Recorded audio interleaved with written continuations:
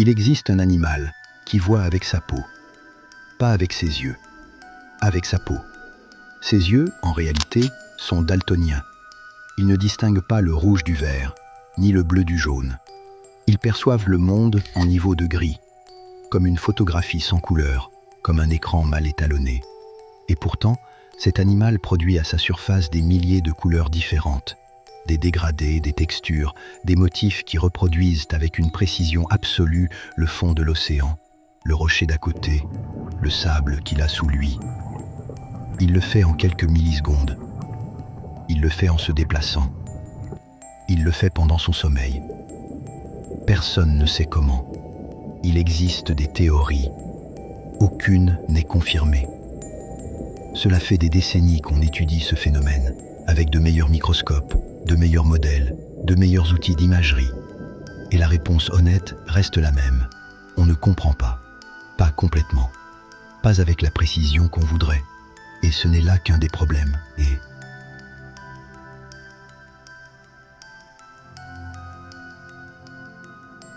Parce que cet animal ne devrait pas non plus être intelligent. Il ne réunit pas les conditions structurelles qu'on associe à l'intelligence. Il n'a pas d'enfance.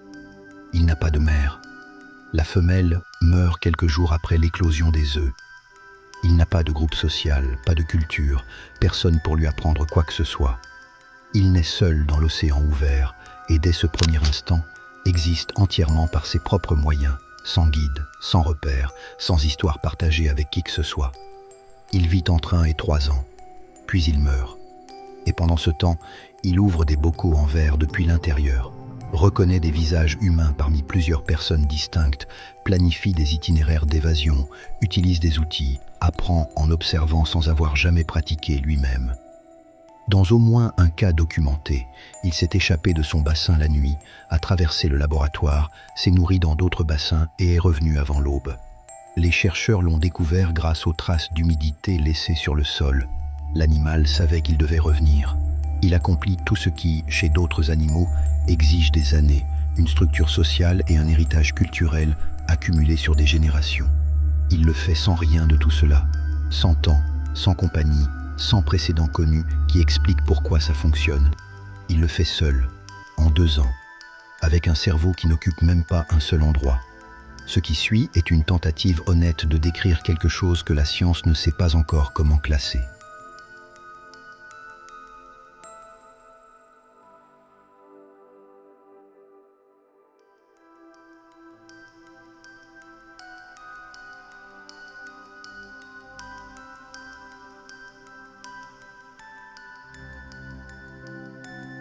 Le poulpe commun, Octopus vulgaris, est présent dans les océans depuis environ 300 millions d'années. Il est apparu bien avant les dinosaures.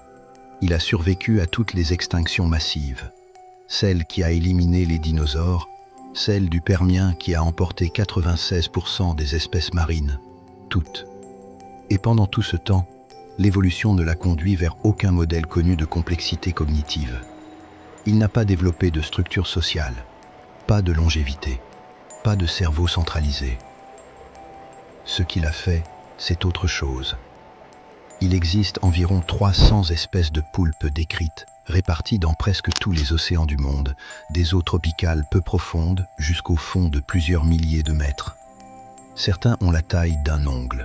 Le poulpe à anneau bleu, qui tient dans la paume d'une main, transporte suffisamment de venin pour tuer un adulte en quelques minutes. D'autres, comme le poulpe géant du Pacifique, peuvent atteindre 4 mètres d'envergure et peser plus de 40 kilos. Entre ces deux extrêmes, il y a des formes, des couleurs et des comportements qui semblent parfois ne pas appartenir au même groupe animal. Mais tous partagent quelque chose. Tous vivent peu.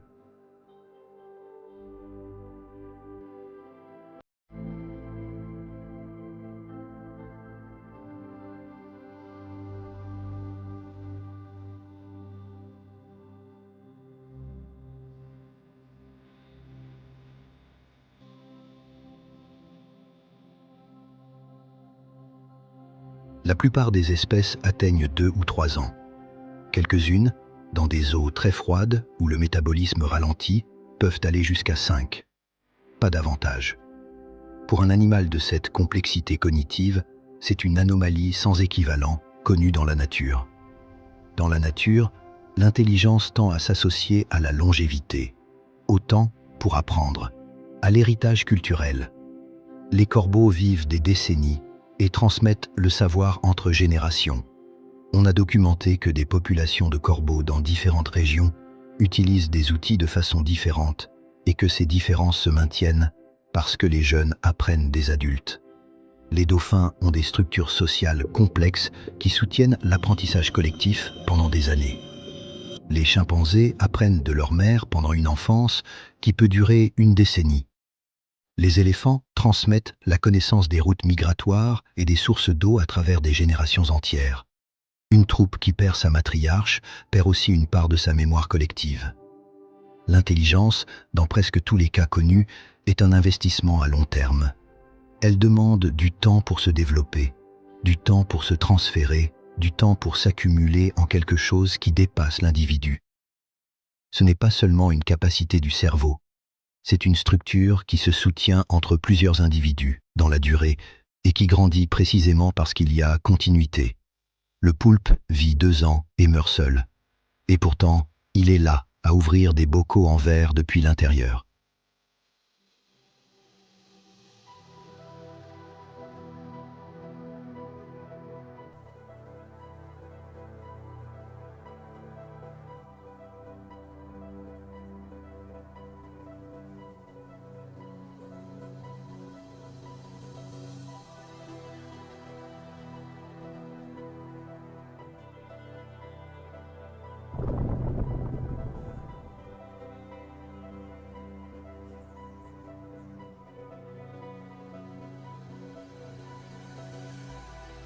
Cette contradiction est au cœur de ce qui rend le poulpe si difficile à étudier.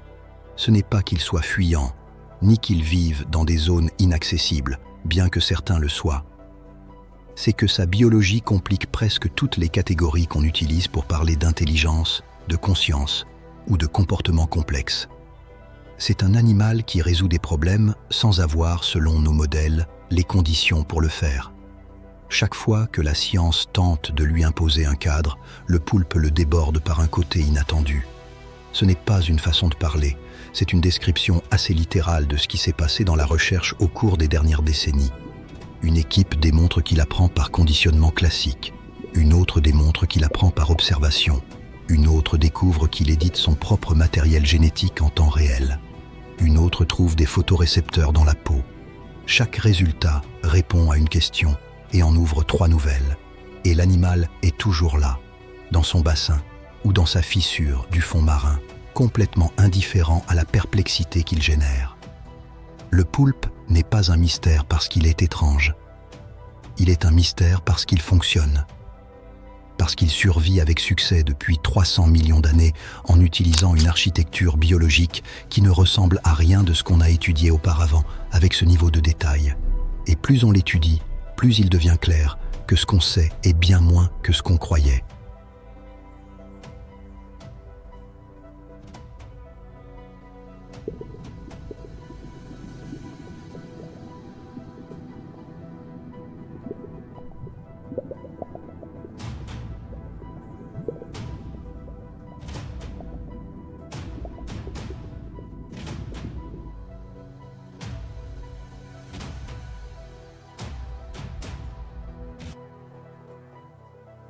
Un être humain possède 86 milliards de neurones. Le poulpe en possède 500 millions. Un humain en a 170 fois plus. Mais il y a quelque chose de plus frappant que le nombre. De ces 500 millions de neurones, seulement 33% se trouvent dans le cerveau central. Une structure de la taille d'une petite noix qui entoure l'œsophage comme un anneau serré au centre du corps. Les 67% restants sont répartis dans les tentacules. Les 2/3 du système nerveux du poulpe ne sont pas dans sa tête, ils sont dans ses bras. Et ces bras ne sont pas des extensions passives qui attendent des instructions. Ce sont des centres de traitement indépendants. Chaque tentacule possède son propre ganglion nerveux, son propre mini-cerveau local. Quand un poulpe introduit un tentacule dans une fissure obscure qu'il ne peut pas voir, ce tentacule ne consulte pas le cerveau central avant d'agir. il explore seul. Il traite la texture de la roche, la température de l'eau, la composition chimique de l'environnement. Les ventouses, entre 160 et 240 par tentacule, contiennent des chémorécepteurs qui détectent des molécules dissoutes dans l'eau. Chaque ventouse peut, en un certain sens, goûter ce qu'elle touche. Un tentacule explorant une fissure ne fait pas que sentir sa forme. Il détecte s'il y a des traces chimiques d'une proie récente, des signaux d'un autre animal, si l'environnement en termes moléculaires suggère un danger ou de la nourriture. Tout ce traitement se fait localement, dans le tentacule lui-même, en temps réel, sans attendre l'autorisation du centre. Le cerveau central ne dirige pas chaque mouvement. Il coordonne, il fixe des objectifs généraux, et les tentacules les exécutent avec leur propre autonomie.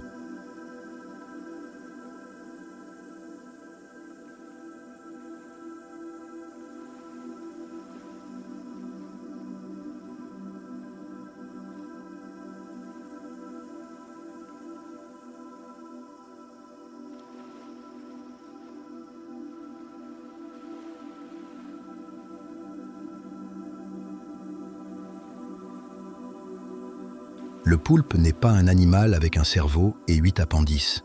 C'est, d'une certaine façon, un animal avec 9 centres de traitement fonctionnant en parallèle.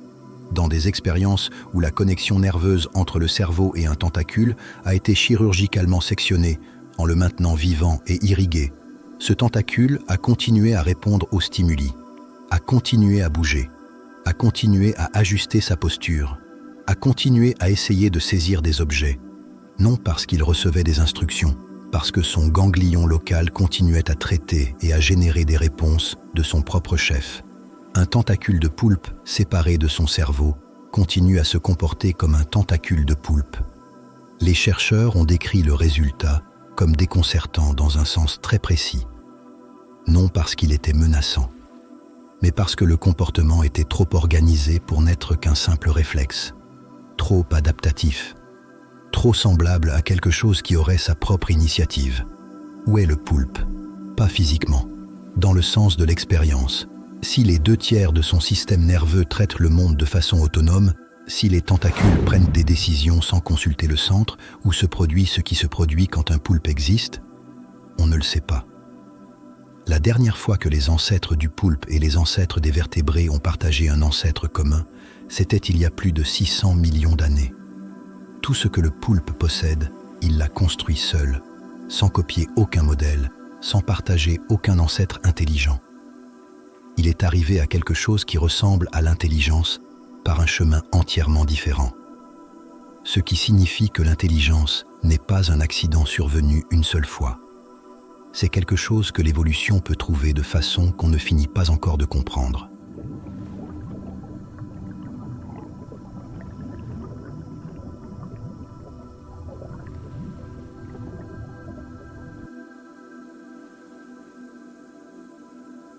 L'œil du poulpe est l'une des solutions les plus remarquables de l'évolution. Il ne partage pas son origine avec l'œil des vertébrés. Les deux lignées l'ont développé de façon complètement indépendante, séparées par 600 millions d'années. Et pourtant, elles sont arrivées à quelque chose de très similaire. Pupilles, cristallins, rétine. La nature, face au même problème, a trouvé la même réponse 2 fois séparément. Mais il y a une différence fondamentale. L'œil des vertébrés possède plusieurs types de cellules photoréceptrices, chacune sensible à une longueur d'onde différente. Cette diversité est ce qui permet de voir les couleurs. Les humains en ont 3 types, rouge, vert, bleu, et le cerveau construit la couleur en combinant leurs signaux. Certains oiseaux en ont 4 et perçoivent l'ultraviolet. L'œil du poulpe n'a qu'un seul type de photorécepteur, un seul canal. En théorie, vision monochromatique, niveau de gris. Et pourtant, il produit sur sa peau des répliques chromatiques d'une précision millimétrique de l'environnement qui se trouve devant lui. Pas des approximations. L'orange exact de ce corail, avec ses ombres, avec ses variations internes. En moins d'1 seconde. Cette contradiction reste sans réponse depuis des décennies. En 2015, des chercheurs de l'Université de Californie ont proposé une hypothèse élégante. La pupille du poulpe a une forme en W irrégulière qui n'existe chez aucun autre animal connu. Ils ont observé que cette pupille fonctionne avec différentes ouvertures simultanées, ce qui pourrait lui permettre d'utiliser l'aberration chromatique de son cristallin, le phénomène par lequel différentes longueurs d'onde se focalisent à des distances légèrement différentes, pour extraire des informations de couleur, même avec un seul type de récepteur. C'est physiquement possible. Ce n'est pas encore démontré de façon concluante par l'expérience.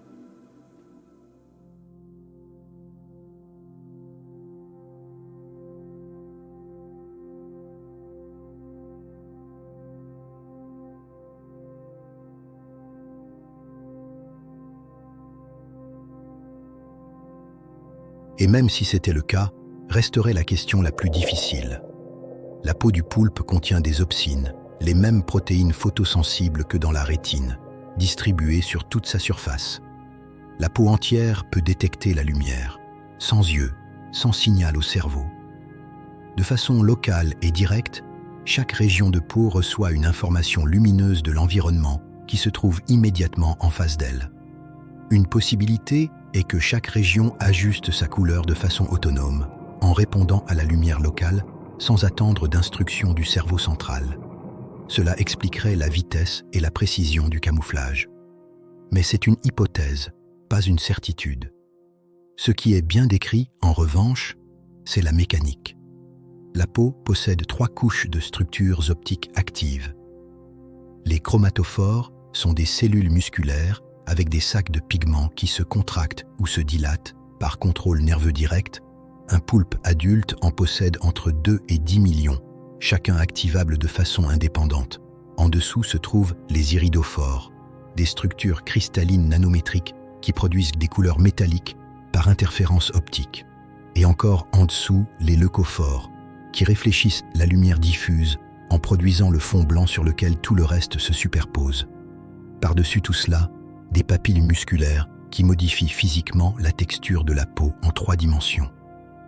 Coordonner des millions d'éléments indépendants pour répliquer simultanément couleur, luminosité, texture et forme tridimensionnelle en moins d'une seconde est une opération dont la complexité n'a pas encore pu être décrite avec une précision mathématique complète. Et cela se produit pendant que l'animal dort. Des caméras ont enregistré des poulpes produisant des motifs chromatiques complexes pendant le sommeil. Des motifs qui apparaissent, se développent pendant plusieurs secondes en répliquant des textures spécifiques et disparaissent, sans stimulus externe visible. Certains chercheurs suggèrent que cela pourrait être lié à quelque chose qui ressemble fonctionnellement à rêver. C'est de la spéculation honnête, pas une certitude. Mais le phénomène est documenté en vidéo. La peau du poulpe n'est pas un écran.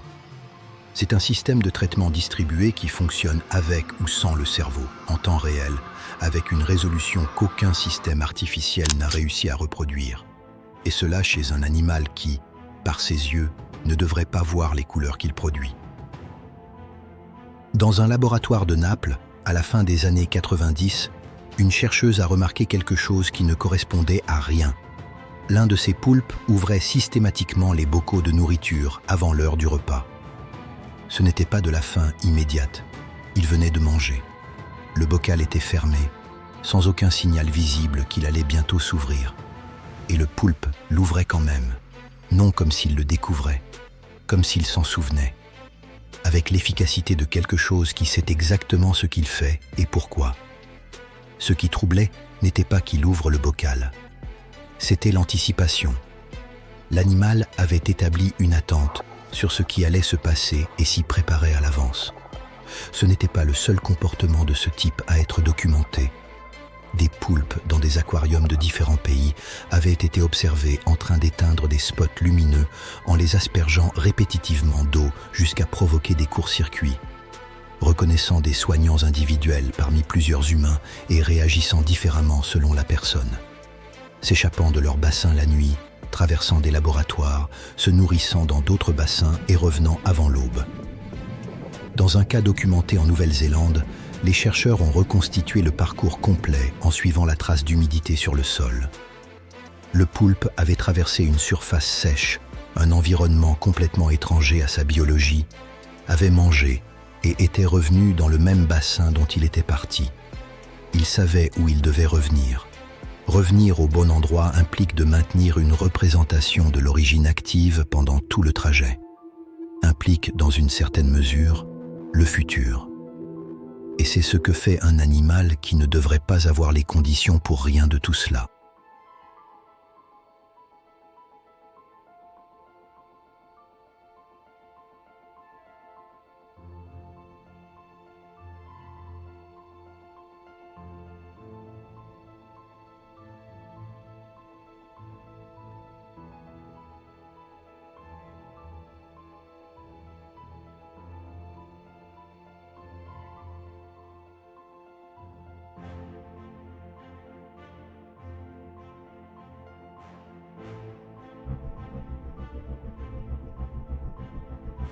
L'intelligence complexe, chez les vertébrés, est associée au cortex cérébral, à une longue enfance, à la transmission culturelle et à la vie sociale. Le poulpe n'a pas de cortex, il n'a pas d'enfance. La femelle meurt épuisée quelques jours après l'éclosion des œufs, sans avoir mangé ni bougé pendant des semaines pour les oxygéner avec ses tentacules. Il n'a pas de culture, pas de vie sociale. Il naît complètement seul et reste ainsi jusqu'à sa mort. Personne ne lui apprend quoi que ce soit.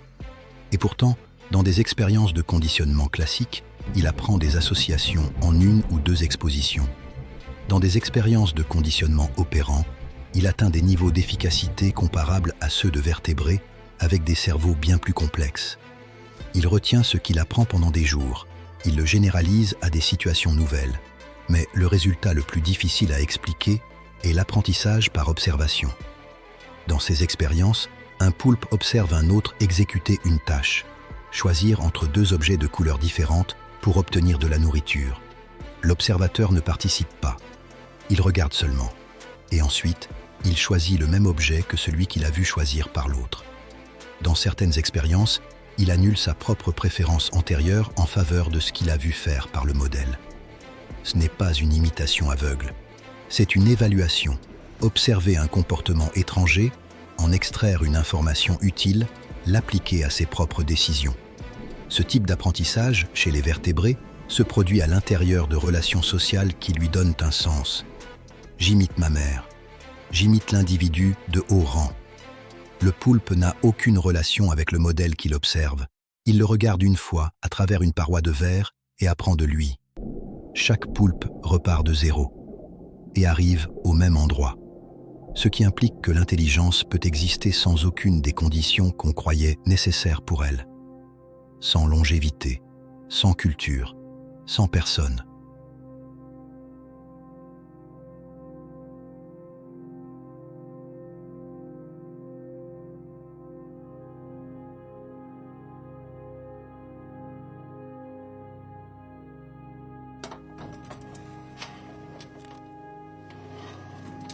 En 2017, un article publié dans la revue Cell a provoqué une réaction inhabituelle dans la communauté scientifique. Ce n'était ni de l'alarme ni du scepticisme. C'était une perplexité tranquille, celle qui survient quand un résultat est méthodologiquement solide et ne correspond pourtant à rien de ce qu'on savait auparavant. L'étude documentait que les poulpes éditent massivement leur propre ARN messager. En réécrivant activement le code de fonctionnement de leurs protéines, en réponse à l'environnement, en temps réel, comme individu. Pour comprendre pourquoi c'est extraordinaire, il faut prendre un peu de recul. L'ADN est le code génétique original, fixé depuis la conception, stable, transmis de génération en génération, avec une grande fidélité. Il ne change pas pendant la vie de l'individu. L'ARN messager est la copie de travail. Il lit l'ADN et transporte ses instructions vers la machinerie cellulaire qui produit les protéines. Chez la plupart des organismes, cette copie est fidèle. Les modifications de l'ARN existent, mais sont l'exception. Elles se produisent dans une petite fraction des transcrits et remplissent des fonctions régulatrices spécifiques et limitées. Chez les poulpes, cette exception devient la norme. Ils éditent jusqu'à 60% de leurs transcrits d'ARN dans le système nerveux. Plus de la moitié de toutes les copies de travail produites par leur système nerveux ont été modifiées par rapport à l'ADN original. Les protéines résultantes peuvent différer de façon significative, en structure, en fonction, en propriétés électriques, de ce que l'ADN spécifiait. Le mécanisme s'appelle édition par ADAR. Des enzymes qui convertissent une base spécifique de l'ARN en une autre, changeant le code de façon ponctuelle et précise. Ce n'est pas aléatoire. Les mêmes positions sont éditées de façon cohérente chez des individus de la même espèce, dans les mêmes conditions. C'est une régulation dirigée. Et elle change selon la température de l'eau. Les poulpes d'eau froide éditent les protéines de leurs canaux ioniques différemment de ceux d'eau chaude. Les canaux ioniques sont fondamentaux pour le fonctionnement neuronal. Ils contrôlent le flux d'ions à travers la membrane cellulaire et ce flux est la base physique de l'influx nerveux. À basse température, les membranes deviennent plus rigides et les canaux fonctionnent plus lentement. Chez la plupart des animaux, cela ralentit tout le système nerveux. Le poulpe édite ses protéines pour qu'elles fonctionnent correctement à la température qu'il a à ce moment-là.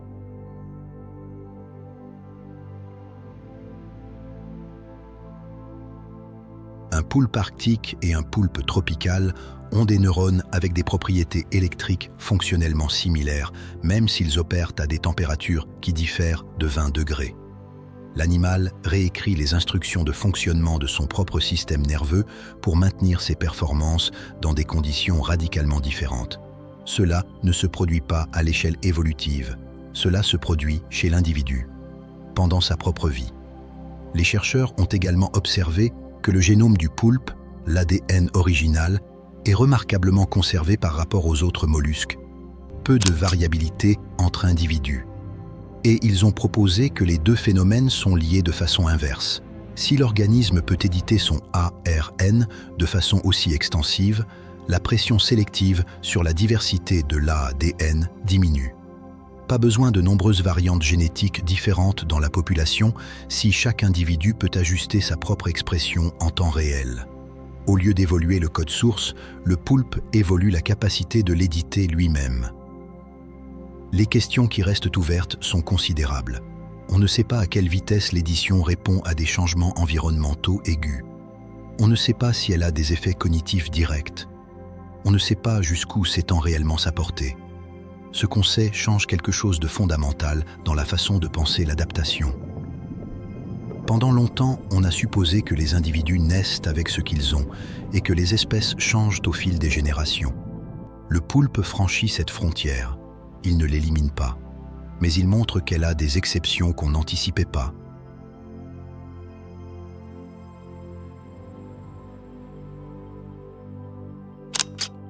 En 2021, le Royaume-Uni a inclus les poulpes dans sa législation sur le bien-être animal.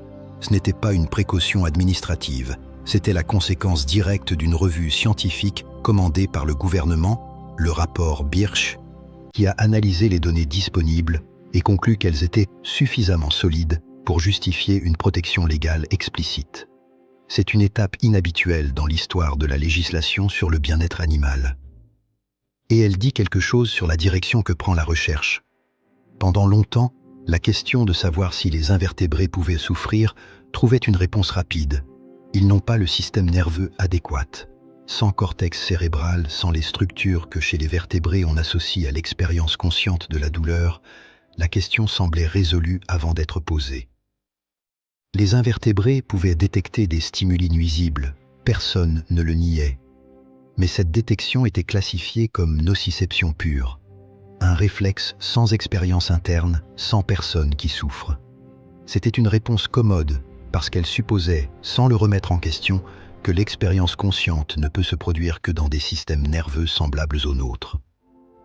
Le poulpe complique cette supposition depuis plusieurs angles. Après une lésion à un tentacule, les poulpes montrent des comportements de protection prolongés qui continuent longtemps après que le stimulus nuisible a cessé.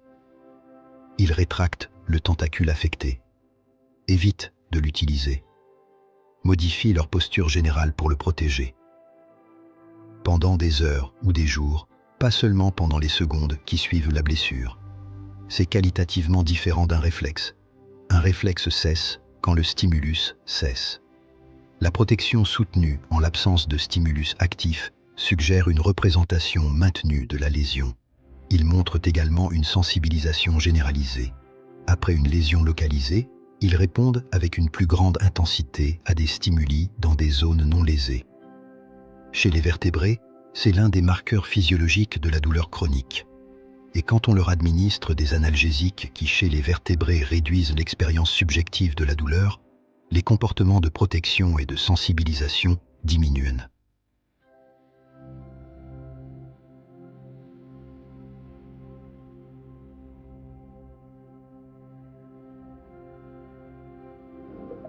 Cela ne prouve pas que le poulpe souffre comme un mammifère, mais cela rend la question légitime d'une façon qu'il était facile d'ignorer auparavant.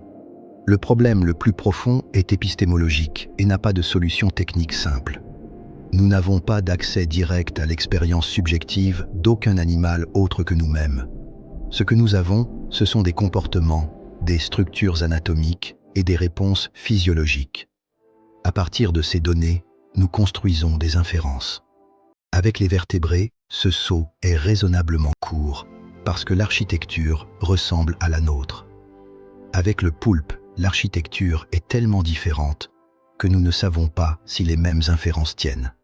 Le philosophe Peter Godfrey Smith, qui a passé des années à plonger avec des poulpes sauvages en Australie, pose la question de façon précise. Si quelque chose qui ressemble à une expérience subjective existe chez le poulpe, ce quelque chose ne ressemble probablement à rien qu'on puisse imaginer.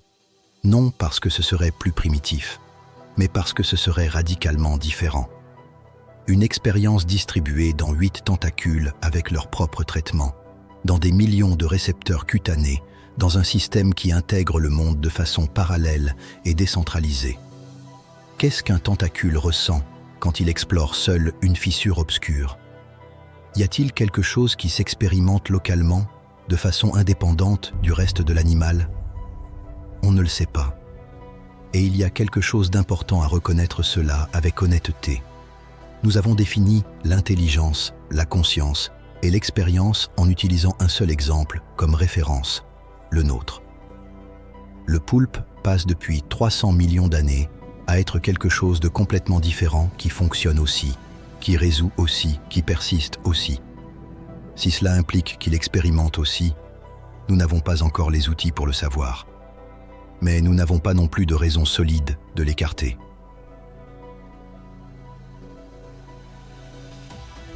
Le poulpe meurt sans avoir rien appris à personne. Tout ce qu'il a appris pendant sa vie, quel bocal s'ouvre avec une torsion vers la gauche, quel soignant jette de l'eau, quelle fissure du récif a exactement la température dont il a besoin pour se reposer, quelle proie réagit de telle façon et non d'une autre, quel environnement est sûr et lequel ne l'est pas, disparaît avec lui. Cela ne se transfère pas, cela ne s'hérite pas, cela ne laisse aucune trace chez aucun autre individu. Le prochain poulpe qui naît dans ce même récif n'a aucun avantage cognitif sur ceux qui sont nés il y a 100 ans, ni sur ceux qui sont nés il y a 100 millions d'années. Il repart exactement du même point de départ, avec le même système nerveux, avec les mêmes capacités, sans aucun résidu de ce que le précédent a construit pendant toute sa vie. Et il arrive au même endroit. Cela ne correspond pas bien à aucun récit sur l'intelligence que nous ayons, ni au récit évolutif classique, qui explique l'intelligence comme un investissement cumulatif qui grandit dans le temps et se transfère entre générations, ni au récit sur le progrès cognitif, qui suppose que l'intelligence avance, se construit sur elle-même, laisse des sédiments que le suivant peut utiliser, ni à aucun récit que nous ayons construit pour expliquer pourquoi l'esprit existe et à quoi il sert. Le poulpe n'accumule pas, il n'hérite pas, il ne construit rien qui dure plus longtemps que lui-même. Et pourtant, il est là depuis 300 millions d'années, survivant avec un succès absolu à tout ce que la planète a traversé pendant ce temps. À toutes les extinctions, à tous les changements de température, à toutes les transformations des océans. Pendant que des lignées entières d'animaux bien plus grands, bien plus longévifs et bien plus sociaux disparaissaient, le poulpe continuait à ouvrir des bocaux, à réécrire son ARN, à voir avec sa peau, à apprendre seul, sans accumuler, sans transférer, sans construire quoi que ce soit qui lui survive. Il y a quelque chose dans tout cela qui résiste à l'analyse propre, quelque chose qui ne se laisse pas expliquer complètement par les modèles qu'on a, aussi bons soient-ils. Quelque chose qui reste de l'autre côté de ce qu'on sait, non pas comme un mystère romantique, ni comme une exagération, mais comme une vraie question technique que la biologie n'a pas encore répondu de façon satisfaisante. On a passé des décennies à étudier le poulpe avec des outils de plus en plus performants. On sait comment il ouvre des bocaux, on sait qu'il reconnaît des visages, on sait qu'il édite son propre ARN, on sait que sa peau contient des photorécepteurs, on sait que les 2/3 de son système nerveux vivent dans ses tentacules et que ces tentacules prennent des décisions par eux-mêmes. On sait qu'il apprend en regardant, sans pratiquer, sans que personne ne lui enseigne. Chaque chose qu'on sait génère de nouvelles questions qu'on ne sait pas encore répondre. Ce qu'on ne sait pas, c'est ce qu'il est. Pas au sens taxonomique, ça, c'est clair. Dans le sens le plus difficile, ce qui se passe à l'intérieur. S'il y a quelque chose qui ressemble à être un poulpe, si les catégories qu'on a, intelligence, conscience, expérience, souffrance, sont les bonnes catégories pour le décrire, ou si on en a besoin d'autres qu'on n'a pas encore construites, parce qu'on n'avait jamais eu de raison de les avoir. L'océan développe une réponse à ces questions depuis 300 millions d'années. Nous, on apprend à les poser correctement depuis quelques décennies. Si cette vidéo vous a donné envie de poser des questions, ou si vous voulez qu'on explore un autre sujet de l'océan, les commentaires sont en bas.